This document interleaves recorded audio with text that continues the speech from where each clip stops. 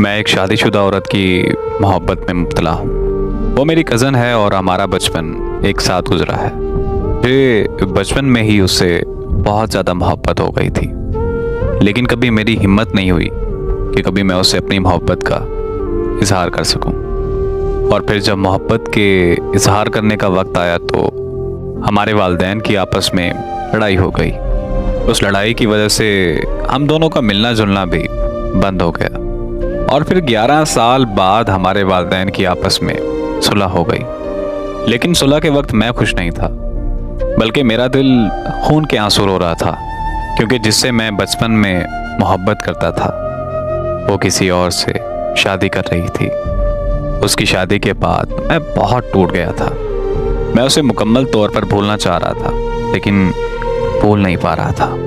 फिर मेरा एक दिन उससे सोशल मीडिया पर राब्ता हुआ तो मुझे पता चला कि वो अपने ससुराल में जहन्नम जैसी ज़िंदगी गुजार रही है। जब मैंने उससे अपनी मोहब्बत का इजहार किया तो वो फूट फूट कर रोने लग गई और वो मुझसे कहने लगी कि मैं भी तुमसे बचपन में बहुत ज़्यादा मोहब्बत करती थी। तो वो मुझसे कहने लगी कि हमारे वालिदैन की लड़ाई के बाद मुझे लगता था कि हमारे वालिदैन की जल्द सुलह हो जाएगी, लेकिन 11 साल गुजर चुके थे और मेरी उम्मीदें मुकम्मल तौर पर टूट चुकी थी।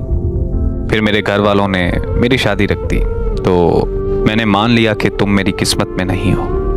काश कि हमारे वालिदैन की लड़ाई कभी ना होती तो मैं आज जहन्नम जैसी ज़िंदगी ना गुजार रही होती। उसकी बातें सुनकर मुझे भी बहुत ज़्यादा रोना आया। मैंने उससे कहा कि तुम उससे तलाक लेकर मुझसे शादी कर लो, लेकिन वो नहीं मानी और वो मुझे कहने लगी कि मैं अपनी खुशियों के लिए अपने बेटे की ज़िंदगी ख़राब नहीं कर सकती। वो आज मुझसे दोस्त बनकर बात करती है, लेकिन मैं आज भी उससे बेइंतहा मोहब्बत करता हूँ और हमेशा करता रहूँगा।